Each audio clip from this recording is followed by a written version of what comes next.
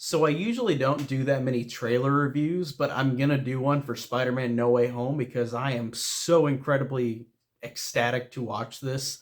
I'll quickly talk about the first trailer because I didn't do a YouTube review on the first Spider-Man No Way Home trailer, which was a pretty basic trailer where it was basically showing that Peter Parker, his identity was revealed to be Spider-Man, and he enlists Doctor Strange to help him have a spell to where everybody will forget that Peter Parker is Spider-Man, but the curse backfires or the spell backfires, and then it's creating other dimensions. And the only thing you see in the first trailer of villains is Doc Ock from Spider-Man 2, which when I watched that, I wasn't shocked because I knew Alfred Molina spoiled it months and months ago, that he was in the movie.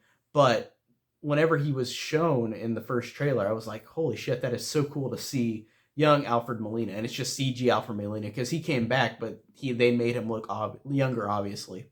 But the first trailer was really good. The first trailer didn't show much of it. This one shows a lot more, and I'm totally fine with that because I feel like we still haven't seen all the movie. It really left some things open as well. Um, and what this second trailer, like I said, I'm so incredibly excited for this because I love the Spider-Man films.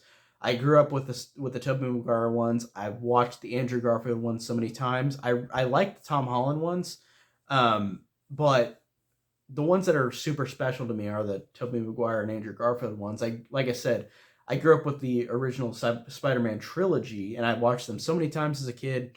Whenever the Amazing Spider-Man 1 and 2 came out, I have watched those dozens of times. Those are some of my favorite superhero movies ever, and I know people are like, yeah, they're good or whatever, or not that good, but I love them. I love the first five Spider-Man movies, even Spider-Man 3, which I think annoys me. But there's things like Amazing Spider-Man 2. There's things that annoys me about that too, but I love that movie for a lot of reasons. But I love the Spider-Man films. And even the spin-offs like Venom I liked. I thought those were fun, those two Venom movies.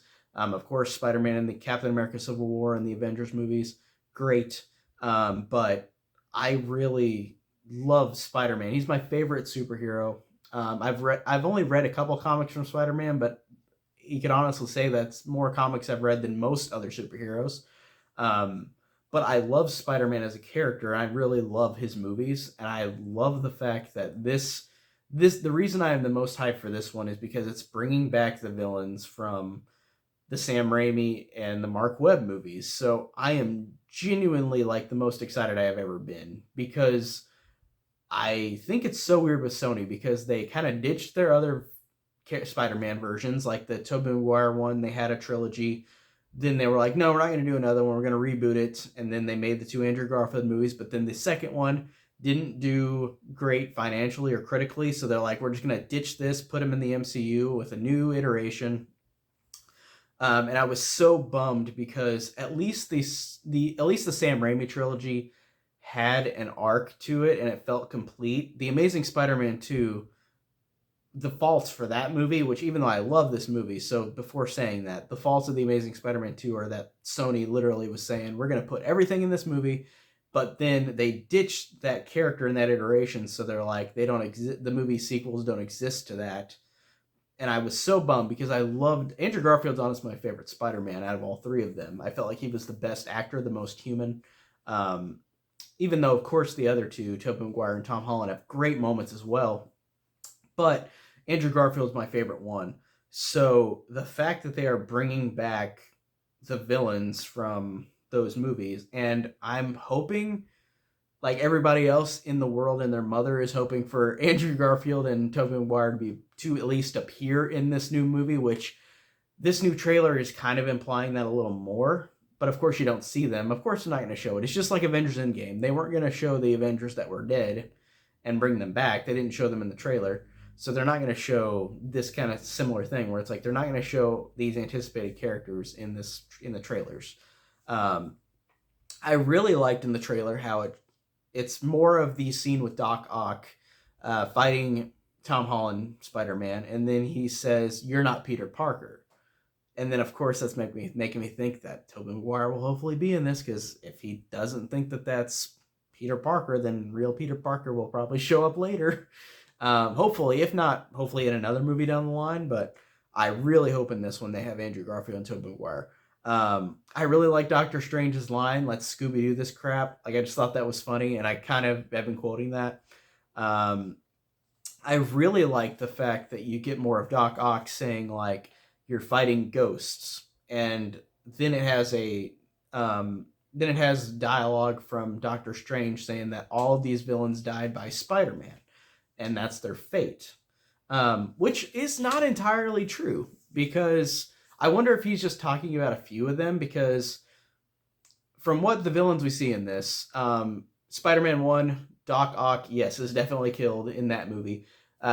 Spider-Man 2, or no, Green Goblin in Spider-Man 1. I don't know why I said Doc Ock. Green Goblin in Spider-Man 1 is obviously dead in that movie. And then Spider-Man 2, Doc Ock is obviously dead in that movie. Like he drowned. He's just in the water. He's gone. Spider-Man 3, Venom dies, but Venom is not going to be in this version of Venom. And the Sandman does not die, obviously, in Spider-Man 3. And then in The Amazing Spider-Man, the Lizard does not die, and the Lizard is in this. And then Amazing Spider-Man 2, Electro dies, but you never truly know because it's like you just see like his little like reactor thing that was on his head and it just goes out. So it's like some form of electricity could have kept him going. But so that line I think is probably just a line they're saying in the trailer, or maybe he's not, or maybe Doctor Strange is not talking about every villain that's in this movie because, like I said, Sandman didn't die, Lizard didn't die, and so I don't think that they're like that's completely accurate, and I don't think that they're trying to be. I think it's just a line for the trailer, hopefully. Um, I like the fact that Doctor Strange says that they're going to die and that's their fate, and then Spider-Man, being the hero he is, says no, and he takes that relic from Doctor Strange, whatever that square thing is, and then that means that Spider-Man's going to make it even worse, but he's trying to help out these people that maybe have a chance of being good, you know? So, I mean, we know that some of them won't be good. Like the Green Goblin will not be a good person ever. Doc Ock looks like he's going to become a better person because you see him trapped in that cage kind of thing, talking to Peter, Ned, and MJ. So they might have it to where Doc Ock can be redeemed more because he was in Spider-Man 2. He was just controlled by these tentacles, and he was still a good person, but he just took his mind was taken over by the tentacles. So I like that there might be some villains that can be redeemed, and also the Lizard in the Amazing Spider-Man and Sandman in Spider-Man 3 could be redeemed because they were like the Lizard helped Peter, Andrew Garfield Peter at the end of that movie, and in Spider-Man 3, Tobey Maguire Peter said he forgave the Sandman, and the Sandman like floated away into sand, into the wind. So some of these villains could be redeemed, and also without. This is a spoiler for Venom Let There Be Carnage, and I feel like people already know this, but just in case, here's a spoiler for Venom Let There Be Carnage. At the end of Venom Let There Be Carnage, Venom is transported. God, I can't talk. He is transported to the MCU. So Venom is going to obviously be in this movie somewhere. Tom Hardy Venom, not Topher Grace Venom, and that one died anyways. But I mean, again, these characters are coming back even though they're dead. So. But I don't think they would bring back Topher Grace because he just got such a bad, like, people didn't like that one. And Tom Hardy is obviously the one that's the popular one and the one that's great. So, but they're obviously gonna have Venom back, I think. So I thought it was funny not to see Venom in the trailer. Like I thought that they would show at least 1 second of him, but maybe he'll just be like a special thing at the end.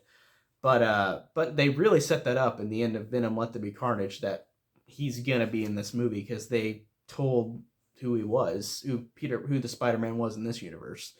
I really liked Electro's new look. So Electro from the Amazing Spider-Man 2, Jamie Foxx spoiled this like a long time ago, and I'm glad he did, even though it would have been cool just to see like without him telling you that. It's just like with Alfred Molina whenever he said he was in the movie. But a long time ago, whenever this was announced that Jamie Foxx would be back, Jamie Foxx said, "I'm not going to be blue this time." And that was one of the criticisms that people had with Electro and his look in The Amazing Spider-Man 2 is that he looked really goofy. He looked like Mr. Freeze. And in this one, he's got a brand new look, which looks like straight out of the comics, where he's got like the I think it's like the star, like electric star on his face, but he's normal skin color, like, but he's just got like an electric suit, and I think that was really cool. Um, that was really cool to see him in a different light, because again, he looked so goofy in the other one that people didn't like that. So I'm glad that they did change that. I thought that was a change for the better.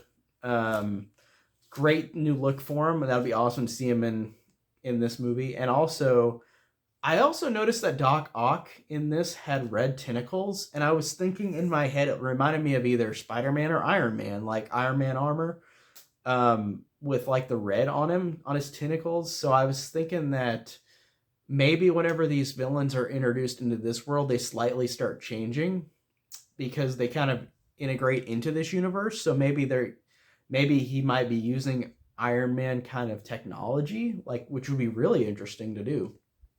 Um, of course, you get to see Green Goblin in this trailer, and you see a straight shot of him. Like, you don't see him from a distance in this. In the posters for this movie, like, that are very vague, it showed Green Goblin in the very background, like this small, just like in the background. In this, you see straight up Green Goblin, and it is almost exactly how it looks in the original Spider-Man, like Green Goblin, Willem Dafoe, and it's obviously Willem Dafoe that's back. Um, so that's great. Willem Dafoe was the only one of these actors that really tried to deny the fact that he was in the movie, or he'd say like, if there's a movie coming out, we'll talk about it when it comes out, kind of thing. So he didn't fully tell the truth, like, as opposed to Alfred Molina, who just said like, I'm in the movie straight up, which I don't think the studio wanted him to say that, but that was good though. I liked that he said that earlier, so we knew earlier. But it's cool to see Green Goblin back in how he looked in the original Spider-Man. I think that's great, and hearing Willem Dafoe's creepy voice in the trailer was awesome. But there is one shot in this movie where there is another Goblin, and he is flying towards the screen, and he doesn't have a mask on. He doesn't have the Willem Dafoe mask. He's just got like the glasses, I think, kind of thing. And there's three options what that could be. That could be Willem Dafoe without the mask. That could be James Franco, New Goblin from Spider-Man 3. Or, which I'm hoping the most, is Dane DeHaan's Harry Osborn from Amazing Spider-Man 2, which would make sense if Electro's in this, because it's like he's another villain that I thought was awesome. I really liked him in that movie. I really liked Dane DeHaan in Amazing Spider-Man 2 a lot. I thought he was great. So it'd be awesome to see him back. And I was honestly feeling like they're going to just ditch him entirely, which, if they're going to connect this to those movies, like Harry Osborn at the end of Amazing Spider-Man 2 was like, we're going to make a team to that Mr. Fears guy. So like Harry Osborn obviously should be like in this if like they're doing the big villains. But I understand if they don't, because Willem Dafoe is obviously the best Goblin. But I want to see more of Dane DeHaan, Harry Osborn. Like, I like that character a lot. I like that friendship with him and Peter. I like the suit he had. I like the fight between him and Peter in Amazing Spider-Man 2. So I hope that they bring him back. And that shot looked like him. And I think there was a YouTube comment underneath the trailer saying that is the glider. The look of the glider is the glider from Amazing Spider-Man 2. It's not the glider look from the original Spider-Man or Spider-Man 3. It was definitely Amazing Spider-Man 2 looking on the glider. So that's heavily implied that it could be Dane DeHaan's Harry Osborn, which I really love that character. So I hope they bring him back. And I really like they have a great shot of the villains at the end. Not all of them, but they have like Sandman, which you still haven't seen Thomas Hayden Church completely, but you see like a big mound of sand that's just a face, like in Spider-Man 3. And then you see the Lizard, and then you see Electro, and they're all running towards Spider-Man. Really cool. And I feel like if the other two Spider-Mans are in this movie, I feel like that shot had them in it, but they edited it out if they have them in the movie. So I thought that was awesome with the shot of those three villains together, which makes me kind of think that Doc Ock might not be a villain at the end of the movie, because I feel like that was the end of the movie, that scene with them ganging up against Spider-Man, and Doc Ock wasn't there. But also Green Goblin wasn't there either, so I don't know. And again, Marvel does this with a lot of trailers. They do a lot of trailer trickery where it's like you don't really know what the real story is in the trailer. Like Avengers Endgame did that, where you're like, this was totally different when we watched the movie with how the trailer presented it.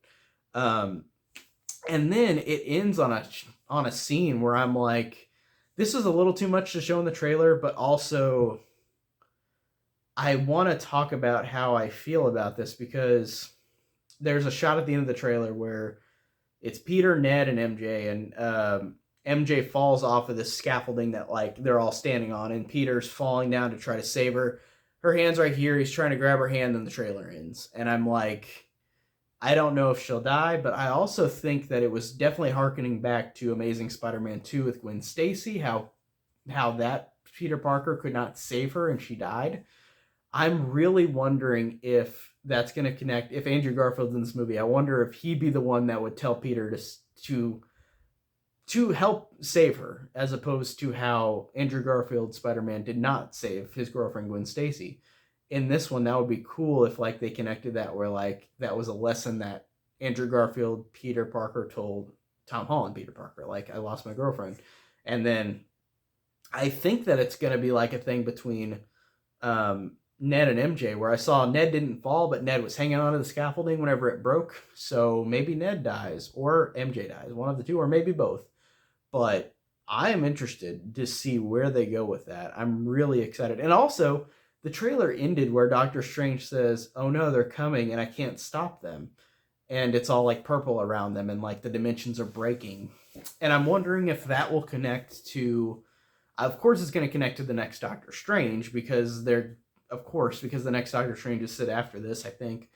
But I wonder if it's going to connect to stuff like Loki, where Loki, whenever he broke the timeline, if that's going to do something with the multiverse as well, or it's going to be timed the same time, you know.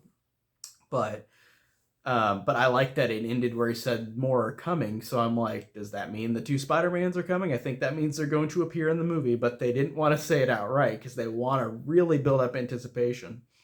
But if they don't appear in the movie, I'm not going to be pissed off, but I'm going to be like, man, that was kind of a cheat. But I think that they are going to put them in this movie. And I'll try to remember what I said in this trailer review whenever I actually review Spider-Man No Way Home in December, because I'll try to remember back on this trailer and see how deceiving it was. Because again, Avengers Endgame did the same thing, where it's like there were a lot of things in the trailer that were not the same as the movie.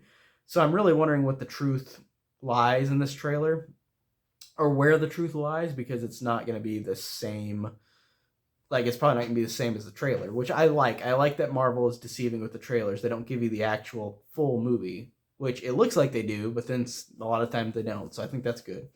But I am pumped. Like I said, I love this. I love the Spider-Man movies so much. I am going to review at least the 5 movies that, or no, I'm going to review almost all of them. I'm going to review the Tobey Maguire ones, the Andrew Garfield ones, and then the 2 Tom Holland ones before No Way Home, which comes out in a month. I'm going to review all those on this channel again. I reviewed them a long time ago, but I'm going to re-review them in anticipation because I really love those movies. And I don't think I'm going to review the Venom movies again or the Avengers movies again that have Spider-Man, because those are side stories with Spider-Man or Spider-Man related. Like I said, with Venom, it's related, but it's not about Spider-Man in those movies. So I think I'm just going to review the basic. Oh, and also Spider-Verse. I think I will review Into the Spider-Verse, because I feel like this might be a live-action iteration of that, or connection to that. Especially with the Venom in credits, it felt like that, where like it was kind of similar like style, where like the room was changing. It felt like Into the Spider-Verse kind of animation.